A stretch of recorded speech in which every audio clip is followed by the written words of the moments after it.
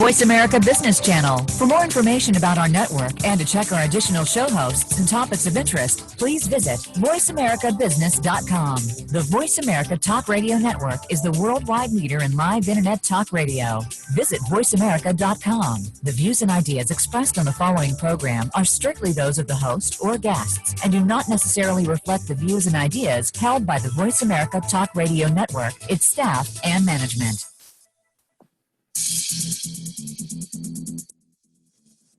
Where does yesterday's future, which is already here, meet today's future, which is about to happen, and tomorrow's future, which could be just minutes away? Welcome to Technology Revolution, the future of now, where host Bonnie D. Graham asks savvy futurists for their predictions about the tech-driven trends that are shaping our future right now. Here's your host, who will take us into the future of now, Bonnie D. Graham. Oh, I always get such a kick out of that opening. That's the voice of Ryan Treasure, my co-producer and the VP, I say, of everything at Voice America Radio. Thank you, Ryan. The future of now. We are here. I've got a very interesting topic for you today. Let me just ask my listeners, you can't answer me, but I hope you're thinking about an answer. Are you depressed when you go on Facebook and everybody is so wonderful and happy and gorgeous and has successful lives? Are you looking at Pinterest and saying, I don't have anything interesting to post? Are you being basically just put under the gun to be someone else or to think a different way when you go on social media? Well, I have news for you. You might not need a therapist like walk in, sit on the couch, yes, Freud, or do anything like we always used to do, talk therapy, couch therapy, medical therapy, but there's now something called CyberPsychology. Aha! And it functions in a couple of ways. One, it's there for you remotely, and two, it's to talk about what's happening with us and the internet. So let me read a definition here. According to Wikipedia, yes, there's already an entry on Wikipedia. Cyberpsychology, aka internet psychology, web psychology, and digital psychology, is the study of the human mind and behavior and how the culture of technology, specifically virtual reality and social media, affect us. Oh my. Hot topics. These might be something that's bothering you. Online identity. Who are you and who do you want to be? Who were you? Can you get rid of that person? I don't know. Online relationships. Well, cyber dating. I think a lot of people, I didn't say us, have been doing that for years. Personality types in cyberspace. Do you have an avatar? Do you have a clone? Do you have somebody you would like to be in another world? Transference to computers. We all saw the movie Her. Addiction to computers and internet. I won't go there. Regressive behavior in cyberspace, online gender switching, and a lot more. And by the way, media psychology is also an emerging specialty. And there's also cyber psychiatry, which covers virtual reality, telepsychiatry, transcranial magnetic stimulation, it's giving me a headache, and chatbot therapists. Oh my. So with a rising number of internet and computer users around the world, computer technology's effects on our human psyche will significantly shape our interactions with each other and our perceptions of the world. Literally tap, tap, tap on that keyboard at our fingertips. I have 4 specialists, experts, really savvy people who are passionate about this topic, and they're going to help take us through this new world of cyber psychology. So we're calling it cyber psychology. What would Dr. Freud say? He might turn over in his grave. We don't know. He's probably done that a lot recently. So I'm going to tell you my panelists are Chris Kalaboukis. We're welcoming him back. He was on a little while ago. Linda Roth, also Linda J. Roth, the real Linda J. Roth is with us. Jacob Perkins is with us. And Roberta A. Moore. Roberta is our newcomer. Welcome to my wonderful panel. I'm on Zoom. I can see them. They all look fabulous. So I get to see their nuances and their emotions. I get to watch them think. How about that? So we will convey that verbally to the audience. Welcome again. This is Technology Revolution, the future of now, and I'm Bonnie D. Graham. Chris Kalaboukis, welcome back. And Chris, why don't you take a couple minutes and tell us who you are just in case there's 2 people in the whole world who didn't hear you when you're on the show recently, and there might be a half of a person who already didn't know who you are. So talk to that 1.5 persons. Go ahead, Chris. Absolutely. Thanks a lot, Bonnie. Thanks for having me on again. This is great. So my name is Chris Kalaboukis. I'm a philosopher, engineering futurist. That's right. I have a weird combination of events, pulling myself together, my personality. And I run a company called Hello Future, which is specializes in bringing companies into the future. We help them sort of map out where the future is for them, their customers, their products and services, et cetera. So I've been doing this for, I don't know, maybe about 20, 30 years. I've always been a futurist. I've always been interested in the future. When I was a kid, I would be underneath the covers reading science fiction novels with a flashlight, just making sure that I wanted to live in the future worlds that I've been seeing. So that's what I made my profession. Thank you very much. What's your quick take, Chris, about cyberpsychology? Is it good? Is it bad? Is it ugly? Is it the future? Is it something we should all be signing up for? Is there a virtual couch? Talk to me. Sure. Let me ask you something. If there was a actual psychoactive drug that you could take that whenever it sensed the difference in your mood, it would actually change its chemical composition to make you happy or sad, like on the fly, right? If there was a drug like that, we would probably be banning it. We'd probably be saying, this is terrible. We have a war on drugs on it. But you know what? That's what social media is today. So social media is a constantly changing outrage machine that just drives your emotions to a higher and higher pitch. So a lot of the technology that we're talking about that helps to save us in cyberpsychology is actually stuff that we've done to ourselves through being addicted to these technologies. Thank you very much. Good overview. And now let's go to our second panelist, welcoming back Linda J. Roth. Linda, so nice to see you again, and you look wonderful. And please introduce yourself to that 1.2 people around the world who don't know who you are, don't remember. And what's your passion for this topic, Linda? Well, thank you very much, Bonnie, for having me back again. I've enjoyed being on your show. We've covered a lot of different topics. Like Chris, I've been in technology since the very beginning, but unlike Chris, it wasn't my childhood thing. I sort of fell into it when I went to college and didn't know what I was going to do. And some far-thinking counselor suggested I go and take information technology. And so I've been in it since the very early years. And for the last 30 years, I've been helping companies transform themselves through the various stages of technological change. And I've just written a book that'll be published in the next few weeks called Digital Transformation: How to Survive and Thrive in the Digital Economy. Very cool. What do you say, cyberpsychology a real deal, Linda, or is it just something that people are talking about? No, I think it is a real deal. As with anything, there's pros and cons to technology and to things like social media, et cetera.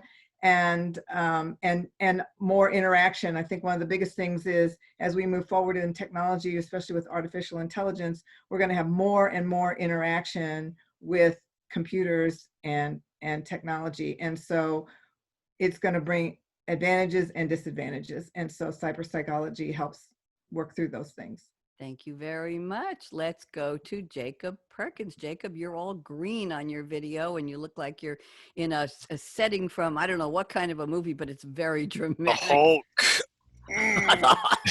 Excuse me. Jacob. He's the Incredible Hulk. He's incredible. You wouldn't like me when I'm mad. Well, keep it incredible. Jacob, please reintroduce yourself to my audience. Hi, my name's Jacob. I am a millennial who was born right at I would say the perfect time for understanding digital transformation. Companies were changing. I had a background in globalization. Globalization was taking a larger precedence. And I'm also a practitioner working with frontline staff in healthcare industries. So for me, my background entails a lot of transdisciplinary work. I am a licensed clinical social worker in the state of Missouri with a strong background in cyber social work and digital transformation, particularly in healthcare.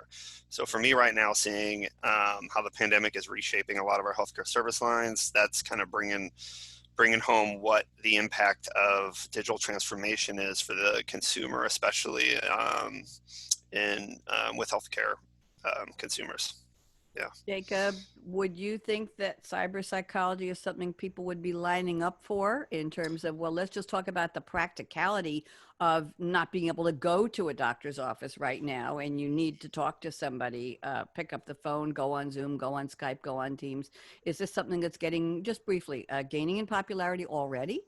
It's gaining in popularity if you count the number of peer-reviewed journal articles across formal journals that are identified as being for cyberpsychology. I think theoretically there's a lot of missing pieces with defining what the actual discipline is because it's so transdisciplinary, right?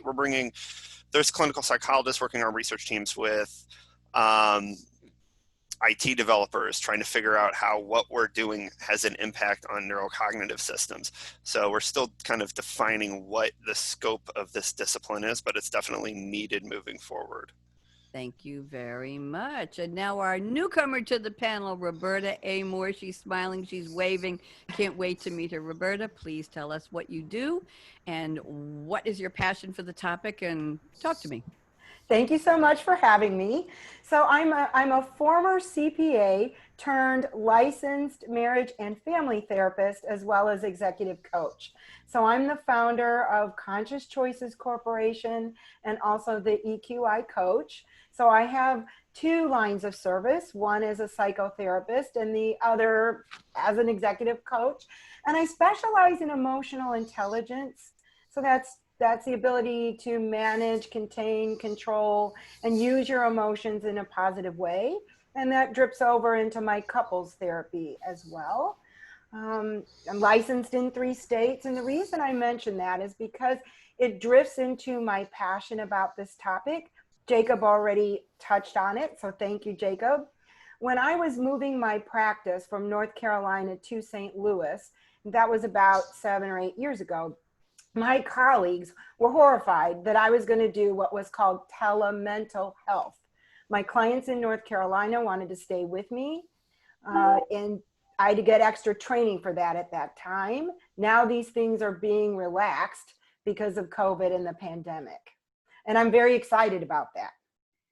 Very, very interesting, Roberta. That brings into questions, and we'll talk in our predictions round about how you get to be a cyber psychologist. If I just put up a website, Bonnie the Shrink, call me or email me, and I gave a permanent Zoom link, and I said, pick an appointment. You can have 20 minutes with me from 11 to 11:20, and then I need a glass of water, and then 11:30 to 11:40, and then I'll have my lunch, and then I'll tell people when, and they just start signing up, and I have a credit card taker, whatever it is, a Venmo, and they pay in advance, and I give the, am I allowed to do that, Roberta, or is that still, thank God, forbidden? No, that is still, thank God, forbidden.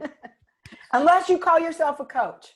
There are no regulations in the coaching industry. Well, that's the issue right now. There's cyber psychological ethics, and it's evolving. And there's YouTube influencers who have seen certain populations need mental health needs, and they've said, if you have anything, just message me, right? So then you see this vulnerable youth. Oh my God, my idol, my influencer that I follow, who has 1 million followers, just told me I can contact them. I'm in distress and I contact them. Well, that person's not necessarily trained. So there was a prominent case 2 weeks ago. This came out in several magazines of that kind of happening. So there's cyber psychological ethics right now that we're having conversations around spaces, places, and who can kind of do what for certain needs. Very, very interesting. I have a friend who tells me that one of his children, let's just leave it at that, has a thriving coaching business and takes calls 24 hours a day, and it's hooked up to a credit card prepayment system, and people call and just say, okay, I need help, and this person gives them help, and no matter where this person travels or lives around the country or even in Europe, they are available to their quote unquote clients, and they dispense advice on the clock. And I just found that interesting. I have a bachelor's degree in psychology. I never used it professionally, but I know, and I had a relative who's no longer with us who was a licensed psychologist in the state of New Jersey. And she was horrified about having a Facebook page or having something that would have given too much information. She went strictly by the rules. She's been gone about 3 years now, but she's strictly by the rules. No, I will not be out there. Yes, I will follow the guidelines of the New Jersey Psychological Association. I will not put myself out there for people to know more about me than they need to know. I am a professional, and I know those lines now are all blurring. So let's get to the part of the show. Thank you all for your wonderful introductions. I'm so happy to have you here. And I might be calling all of you for some therapy after the show. Let's see how we do. So let's go to the part of the show where I've asked my panelists to send me a quote from a book, a movie, a song, somebody famous who's about to be famous. I don't know. I'll read a little on the background, and then we'll ask them, just take 2 minutes, please, to explain why you picked the quote and what in the world it has to do with our topic today. And if you're just tuning in, this is Technology Revolution, the Future of Now, number 55. It's been over a year since I've been doing this show, and the topic is cyberpsychology. What would Dr. Freud say? Okay, and all kinds of other people who wouldn't believe what we're doing today. So here is the quote. Chris Kalabukas has picked a quote from George Orwell. Those of you might remember him from, he wrote the allegorical novella Animal Farm and the dystopian novel 1984. He wrote it back in 1949. I won't tell you how old that is. George Orwell, real name Eric Arthur Blair, 1903 to 1950, known by his pen name George Orwell. English novelist, essayist, journalist, critic, known for his lucid prose. Oh, I only wish I could write lucid prose. Biting social criticism, okay? Opposition to totalitarianism and outspoken support of democratic socialism. He has been ranked in 2008 among the 50 greatest British writers since 1945, and he came in number 2. Here's the quote Chris has selected. The essence of being human is that one does not seek perfection. Ooh, Chris, that's a good one. Talk to me. So I feel that most people think that human beings are flawed, right? I mean, most people are flawed. I mean, sometimes you see it in religions, such as Christianity, where they talk about original sins, things like that. So we're always seeking to be better. We're always seeking to improve ourselves. I mean, if you go to the self-help section in any bookstore, it's massively overbooked. There's tons and tons of books on everything. And it's a whole industry of people trying to improve themselves, trying to be better. And the thing is that in some cases, we're trying to use technology to improve ourselves. And sometimes we use technology to make ourselves worse. So I'm on the side of taking that technology and actually using it to improve ourselves as humans. So even though Orwell says that we shouldn't seek perfection, I think we all try to seek as much perfection as we possibly can. And I think it's important that we all think about using technology to become better humans. Chris, I have a question for you on that. When I opened the show, I talked about our people feeling down about looking at all the perfect people on Facebook and on Pinterest and Instagram. And I wish I could make videos like that on TikTok or wherever your friends or your wannabe friends are posting. Do you think that this is an actual phenomenon, this needing to be perfect because everybody I know looks perfect because they only post the perfect pictures? Absolutely. So in the days before the internet and days before Facebook, I mean, we only knew about people who are around us, right? You know, keeping up with the Joneses, people in our local area. And now, since we're connected to everybody else on the internet, we can feel envy against everybody else. And envy is a super powerful emotion. It's one of those things human beings really have a tough time pushing back. I mean, you can see it even in monkeys. I mean, it's not just a human thing. And the problem with this is that we see all this great stuff that other people seem to have. And, you know, that's the other thing about Facebook and all these other social media. They very rarely post anything negative. They always post wonderful things about their life. Yep. So everybody thinks everybody else's life is so wonderful. Yep. And the problem is that we don't have a buffer between this stuff coming at us and what the tech giants are doing. So the companies like Facebook, they're just trying to get more clicks. They just want more views. So they don't really care how it's affecting my psychological sense, right? So they'll send me whatever they think I want to look at and whatever will bring them more views. But what we really need is an AI buddy to actually help us filter that, to say, you know what, some of these images and some of these things are going to make us unhappy. You know, let's not show them to my human because, you know, that'll make them unhappy. But we don't have that sort of filtering going on right now. We have the tech companies doing the filtering for us, and it's falling way behind. Thank you very much. I appreciate that. I stopped going on Facebook for that reason. I was tired of having to spend a half hour every day clicking like or love or hand claps to all the beautiful people and all their beautiful dinner parties where their 25 grandchildren and all the fabulous restaurants they're eating in and all the gorgeous cars they just bought, and how brilliant their niece is, who I can't tell in a picture with 22 people, which is the niece who just graduated from where? I don't know. And frankly, have a good life. Linda J. Roth, let's go to your quote. You sent us a quote from HAL 9000.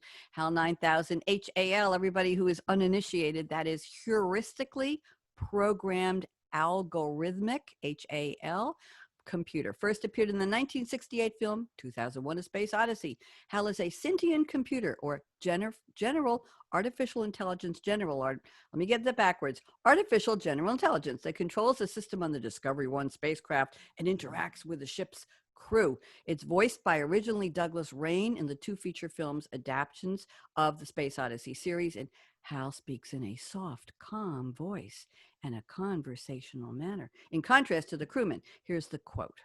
I am putting myself, let me see if I can do this like Hal, Linda. I am putting myself to the fullest possible use, which is all I think that any conscious entity can ever hope to do. How'd I do, Linda? Great, great, Bonnie. You're too kind. Well, I picked this quote because we're kind of talking about the interaction of humans and computers, and it's growing. And of course, artificial intelligence is getting close to where HAL is.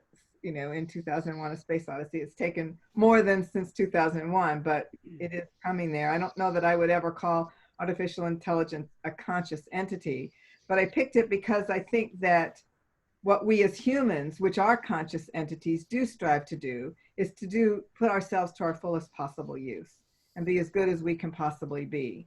And I think in the future, as we use artificial intelligence and other technology in a positive way, it will help us to be more than we could possibly be on our own and put ourselves to the fullest possible use. Thank you very much. Good quote. I appreciate that. Let's go to the quote Jacob has selected from Vincent Freeman. This is a new one for me, Jacob. Vincent Freeman, a fictional character in the film Gattaca. And that is 1997, Gattaca. 1997 science fiction film set in the future where people's life opportunities are determined mostly by their genetic makeup. The film tells the story of a natural-born man, I guess a human like us, who assumes the identity of a genetically engineered one to achieve his dream of becoming an astronaut. Vincent Freeman is navigator first class at Gattaca Aerospace Corporation, but everybody calls him Jerome. He's cheating the system, but it works in the guise of Jerome Morrow. Vincent has quickly risen through the Gattaca's ranks, and he's preparing for a one-year flight to Titan, Saturn's 14th moon. I'm going to stop there. I'm getting all excited. Here we go. Here's the quote. I was never more certain of how far away I was from my goal than when I was standing right beside it. What a beautiful quote. Jacob, talk to me. Imagine having your goal to be an influencer with money and cars, whether or not this person actually has it, they're depicting it, and getting up each and every morning on your phone, the first thing you wake up and viewing that. So although the process is a little different than in the movie, I think CyberPsychology would say, look at the potency and the frequency with which you can view the desired life you want. Now imagine how that's impacting your neurobiological system. And we already know how it's impacting it.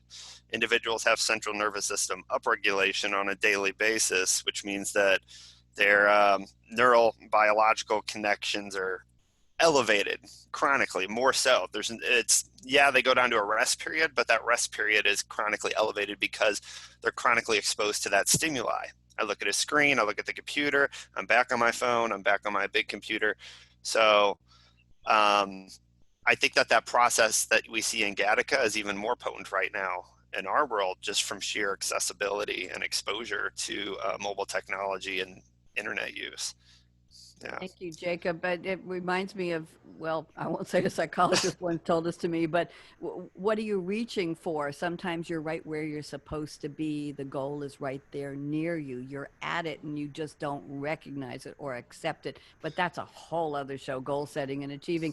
Let's turn to Roberta Moore and Roberta A. Moore. I have to put the A into my notes here. I put it on your name on the video. I want to respect middle initials. I never go anywhere without the D. So there you go. Roberta Moore has sent us a quote from Roberta A. Moore from Carl Jung, his collected works, volume 18, 1407. This must be the page. Carl Gustav Jung, 1875 to 1961. I didn't realize he had died in 1961, so he's almost modern times, really. I consider 1961 recent history. I'm sorry. Don't say a word. Was a Swiss psychiatrist and psychoanalyst who founded analytical psychology. His work was influential in the areas of psychiatry, anthropology, archaeology, literature, philosophy, and religious studies. They had such wonderful bios for these people. He worked as a research scientist at the famous Burgholzli Hospital under Eugen Bleuler and came to the attention of, who else? Dr. Sigmund Freud, the founder of psychoanalysis. The two men conducted a lengthy correspondence, but it wasn't by email, I can tell you that, and collaborated on a joint vision of human psychology. And here we are today. Here's the quote Roberta A. Moore has selected. Technology harbors no more dangers than any other trend in the development of human consciousness. The danger lies not in technology, but in the possibilities awaiting discovery. Roberta, this is gorgeous. Talk to me. How'd you find this? Well, I am very Jungian oriented in my training, and then in the way I live my own life, and in the way that I work with some of my clients, those who are open to that type of psychology. And I wanted to choose Jung, not only because his work means so much to me personally, also because he was this colleague of Freud. And at one point, he parted ways with Freud, mostly because of how they did dream interpretation differently. And I am also trained in dream analysis. So basically what this quote means to me is the medium, the platform of technology in and of itself is neither good nor bad, nor positive or negative. Carl Jung always looked at the shadow side of things. So just to use an example, I hear stories all day long from many of my clients who will say, oh, I love being able to go on social media to keep up with my sports scores. I know what my team did. That's a positive. But the shadow side is, but then I have horrible anxiety. The news of what the sports teams are doing or what my friends are doing, and they get FOMO, that new phrase, fear of missing out. Anxiety rates have increased for some of my clients. And so that's the shadow side of the technology. So it's what you do with it. It's what you may stumble upon as technology evolves. Is it gonna take the planet up, or is it gonna take the planet down? Thank you very much. Very, very interesting. Thank you all for selecting such really, really interesting quotes. I appreciate that, the time you all put into it. Now it's time for our predictions, and that's what we're all about here on Technology Revolution. We call the show Tech Rev. So, Chris Kalaboukis, let me take your prediction number one, and let's spend about 90 seconds to 2 minutes explaining your predictions, each one, and we're just going to go around the table, one from each of you, and let's see how many we can cover. If you want to say something about each other's, just dive in or raise your hands and wave them at me. Bonnie, call me. So Chris Kalaboukis sent me the following. Prediction number one, crisis triggers change. In the future, will we engineer crises to trigger change? That's an interesting one. Chris, go. I'm reading it for the first time, really reading it. Chris, talk to me. Okay, so look at what's happened today with the coronavirus and COVID-19. Actually, that's the same thing, right? People are actually changing. And this is the same thing with humans. Humans will only change when something major happens in their life, typically. So if somebody has a heart attack, they'll stop smoking, or something really negative happens, some kind of crisis occurs, that's what really triggers change. And we're seeing it right now with COVID. In fact, one of the things I was thinking about, like something, for example, something like working from home. Working from home is something, telecommuting is something we've been able to do for years and years and years and years. But a lot of companies haven't embraced it. People are forced to commute. It's a terrible thing health-wise. It's a terrible thing relationship-wise. So this system that we had in place was really bad for humans, this whole commuting thing. So this crisis comes along, and all of a sudden, everybody's forced to work from home. All of a sudden, all these companies are saying, wait a minute, we could have done this. So the crisis actually pushed us to change in a positive way, because now a lot of people are not commuting anymore, and they're much healthier. They've got time to eat better, to exercise more, et cetera, et cetera, et cetera. So the question is, if crises cause change, if we want some kind of change in the future, do we have to create a crisis and use that crisis to help push that change? Interesting. A guest on one of my other radio shows this week quoted Rahm Emanuel. I don't know if he's the originator of the quote, but he used it. Something about never let a good crisis go to waste. And you've heard that. Exactly. Okay. Exactly. And never let the manufacturer. Think of that as a negative. Some people think of that as a negative, but it depends on the kind of change that you're trying to push forward, right? Because the change is actually a response to the crisis. And if you think about it, what we're doing is pivoting, or we're responding to the crisis. And if we can respond to the crisis well, then we'll end up being stronger people.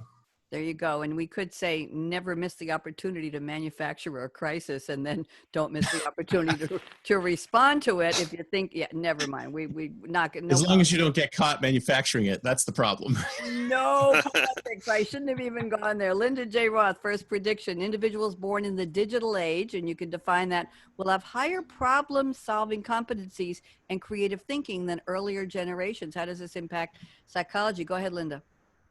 Well, there have been studies that are showing, for a long time we've been talking about how bad video games are and kids being on the internet. And certainly, just like everything, there's a negative side to it and a positive side. There's a lot of studies that are showing that people that from an early age work with digital technologies and even and especially video games or educational things that look like video games, right? That the neural pathways they have for how they solve problems are totally different than those of us that even were born in the industrial age. And so they come up with more creative ideas and they're faster. If you look at millennials in the workplace today, they're much faster. I remember working with organizations and trying to get people to think of different ways to do things, and they just sit there with blank stares on their faces, right? When you work with younger people, they have a million ideas on how to do things differently. So I think that's what we're going to see, is a much faster paced and greater ideas coming from technology. I believe that's one of the good things that we have about it. So that was. Thank you very much. Roberta wants to say something. Roberta, you're up. Talk to me. The shadow side, I've heard about what you just said, Linda. One of my clients who's a nurse recently attended a conference, and they said, our attention spans are now 7 or 8 seconds, like that of a goldfish, for the same reason. And I had an author on one of my radio shows at least 5 years ago who wrote a book. Our attention span was that of, I think, of not just a goldfish, but a squirrel, which was about 6 or 7 seconds. So yes. And with all of the media, the stimuli coming at us from go on this website, click this and do that, and pop-up ads. And meanwhile, even while I'm on the show now, emails are popping up on the right. I'm ignoring them, and text messages, I'm not looking at them. And you can see alerts, even if you got your phone muted, you can see a little flash of something coming in on your phone, a call, a message. So we are overwhelmed. And those of us who didn't grow up, Linda, in that digital era where we're not cyber natives. Oh, I don't know if I just coined a phrase. We're not cyber natives, but we've had to incorporate that on our psyche, on our mental well-being. How do I respond? What do I do first? Is your life organized? And I like to say, hell no, and this is just the way I like it. Let me respond to whatever. I'll figure it all out. Thank you very much. Jacob, go ahead. Chris? Can I just, we just did a study, my company just did a study of the recruiting industry, and we were talking about the attention span of recruiters when they look at resumes, and it's 10 to 15 seconds. Yep. 10 to 15 seconds. That's how much time you have to actually impress a recruiter. So if you think about it, we've been doing resumes all wrong. It's just got to be like one small sentence. It's like read the sentences like it'd be this very short elevator pitch. So this whole attention span reduction thing has affected many industries across the board, and we really need to work on it. The top line of your resume should be hire me, damn it. That's it. Yeah. Hire me, damn it. Now, you all know that on most systems today, when you're applying for a job, there is an artificial intelligence gateway that you have to go through. If your resume doesn't have those keywords, it never gets to that human with the 15-second scan it. Do we want this person? Hell no. Yes, I can't wait to meet you. Exactly. So we don't. So you have to write your resume. You have to write your resume for the AI and for humans. Just kind of like blog posts today. Blog posts today have to be written for search engines and humans. Unfortunately, they're mostly written for search engines, which is why recipe sites have blog posts that are this long for a tiny little recipe at the very bottom. I don't know if you've noticed that. And nobody is proofing recipes anymore, because you can get a recipe with 10 ingredients and they leave out the 11th one, which is key when they give you the steps. And exactly. Put the ice cubes in the big bowl. Well, it didn't say how many ice cubes, what kinds of bowl. Is it metal? Never mind, I digress. Jacob is waiting patiently. I said that once to a guest and they said to me, how do you know I'm patient? Jacob's first prediction, this is interesting. An increase in the incidence of digital addiction, techno stress, digital anxiety, and cyberbullying, and subsequent affective disorders. You're predicting an increase. Jacob, please unpack this for me. Well, we've already laid the framework for that right now. FOMO, multiple points of stimulation, an increase in potency for such stimulation, changing the neurobiology in the brain. The reason more affective disorders is because we're more emotionally dysregulated, right? Life was slower absent wide-scale social media and technology, and we could respond with kind of our baseline emotional regulation capabilities, but now we're getting hit again. As I mentioned earlier, our central nervous system is kind of, we call it upregulated. It's just more energetic, right? So we've kind of shifted what those natural capacities are. And when we do that, we put ourselves at risk for more anxiety disorder. That's an affective disorder, depression, overall mood disorder. So we're having a lot more effective, there's actual time series data, we're having more affective disorders among younger kids. Don't get me wrong, there's large scale stresses out there in our society, but we're seeing a large drive of that. The use of technology use can account for a large percentage of increase of that type of disorder, right? The reason I put cyberbullying on there is because for me as a frontline practitioner who works with psychiatric populations as well, I'm coming in and seeing kids who aren't necessarily being physically bullied, but they're being bullied in cyberspace, and that's having the exact same impact on their behavior. An affective disorder, typically some sort of depressive disorder, with an anxiety disorder, with, unfortunately in those situations when I meet with those patients, suicidal symptoms as well, or self-harm. So we're seeing real tangible outcomes to kind of what's going on in these digital spaces, because for these kids, again, developmentally, when those social relationships become important, well, where are you engaging with these social relationships? On all the social media sites, on Facebook, on all these places. Yeah. Thank you, Jacob. Linda, talk. First Linda, then Roberta. Go ahead. Yeah, just real quickly, while I agree with everything Jacob said, there's a lot of negativity on social media and everything. I think it also comes down to just making sure that parents are teaching children to be kind, not to be mean, same as you would on the playground, right? I mean, in the days when there wasn't technology, parents would teach their children not to be mean on the playground, not to bully people. And unfortunately, it appears that there's not as much emphasis on not doing that in a social media setting. Thank you. Roberta. People who also, just to piggyback on what Jacob said, people who already have trouble with impulse control, especially with sex addiction, there is certainly a rise with that because of, things like Tinder being readily available to have hookups. So some of my clients have those issues, and certainly it's like a free-for-all just because of it's readily available. Thank you. And I want to pick up one thing in Jacob's prediction that we didn't, and I'll get to yours next, Roberta.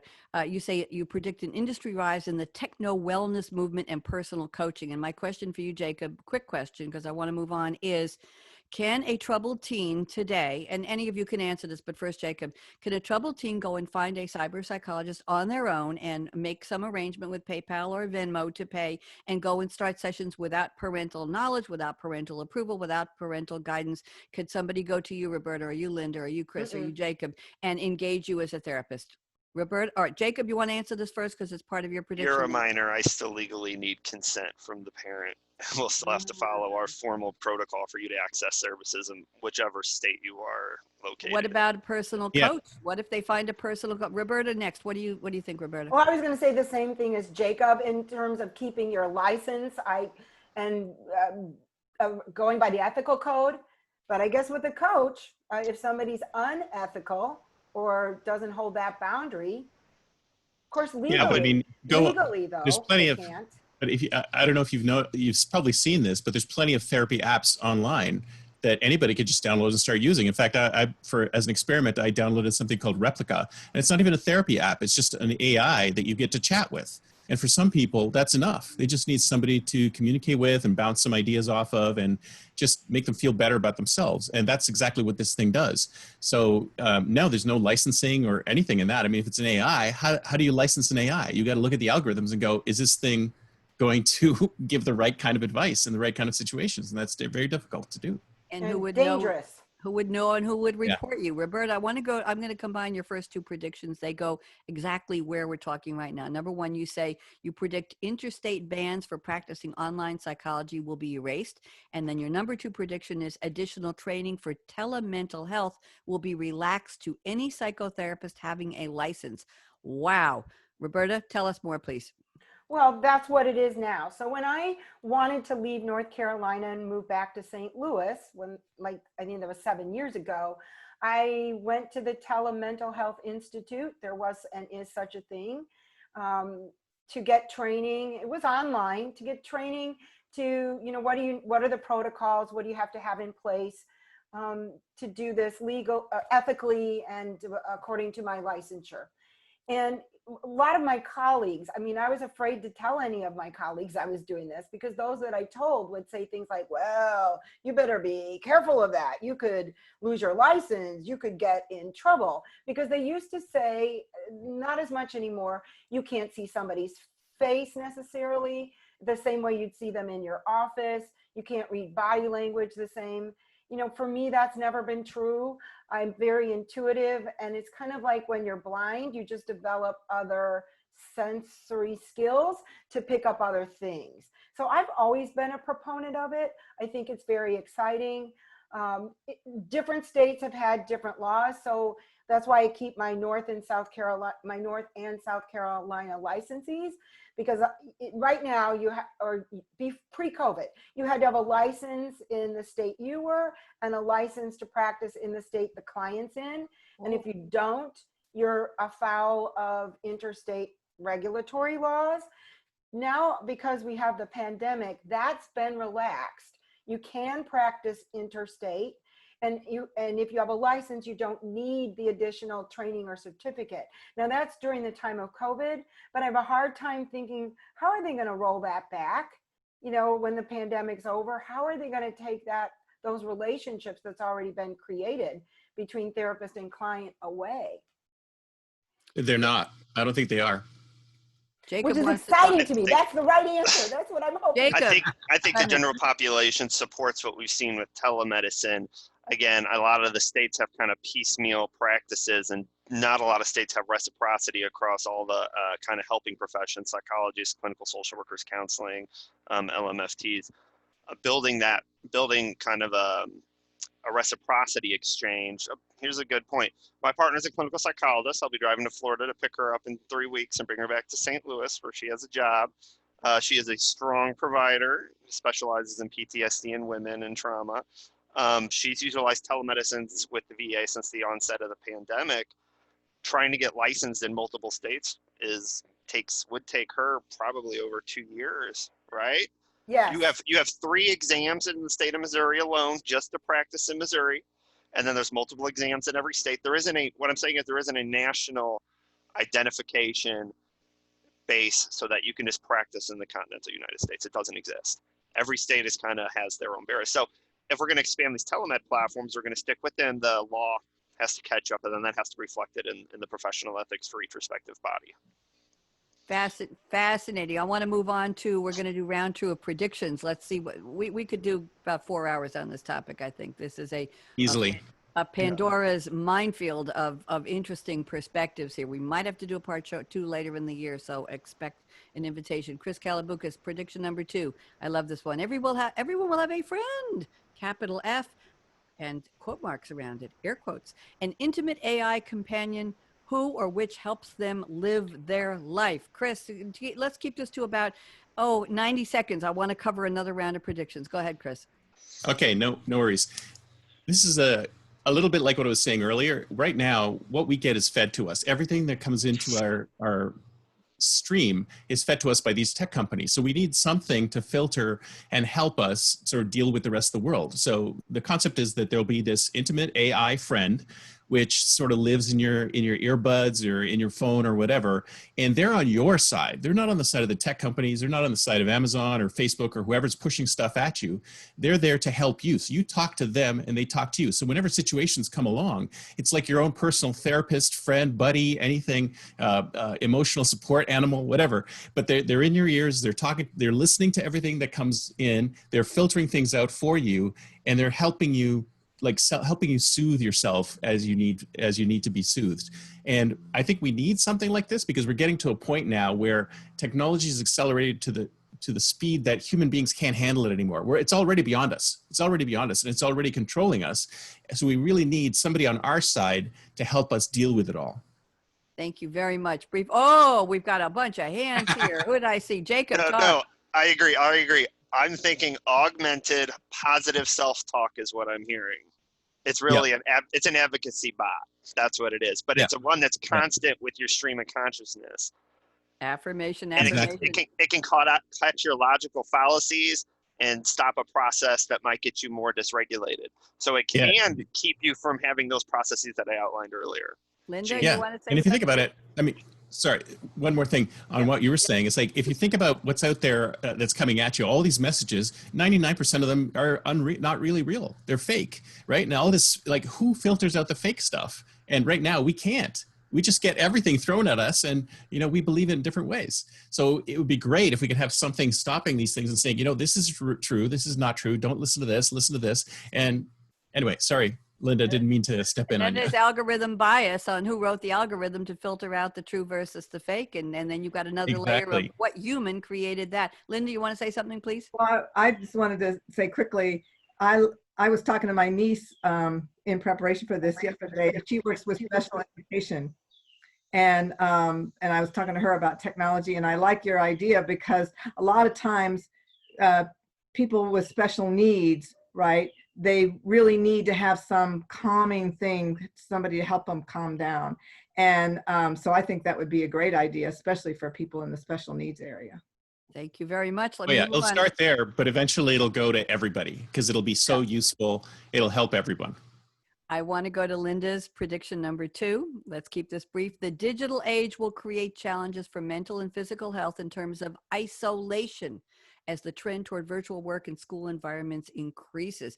I have a friend in Florida who's retired. She reads, she goes for long walks, she plays the drums, she takes a Skype lesson a couple times a week, married, has a wonderful life, plays, what does she play? She plays bridge with other couples, she and her husband, on Trickster. I think there's a website where you can play card games online in real time. She's on Jam Kazam, and she cries every single day because of what she sees, the isolation. She can't go to the clubhouse in her community, and she can't sit down at a dinner table in restaurants. She's in Florida. I don't have to tell you what the pandemic's doing there in a 55 plus. Linda, please explain this briefly, and then we'll tee up one from Jacob and one from Roberta. Linda, you're up. You did a good job with it. The pandemic is a perfect example of how extreme isolation is hurting humans, even with the technology we have. Human beings, like all beings, you can see it in the animal kingdom too, we have to have touch. We have to have interaction to be psychologically healthy. So we're going to have to balance our techno world with still being able to have an ability to socialize with people in real time, touch them, feel them, you know, and talk to them one-on-one. So it's going to be a balance. It can't be all virtual. Thank you very much. Jacob, I'm moving on to your prediction number 4. I like this one a lot. You say yourself, identity, and dating practices. Ooh, access, affordability, anonymity, acceptability, and approximation. That's a lot of A's there, Jacob. Full sensory VR, virtual reality dating with live feedback loops supported by big data and integrative neurocomputer interface. And that would check the user's dopamine and oxytocin levels. That's the love drug, the kissing drug. Oxygen saturation, blood pressure, etc.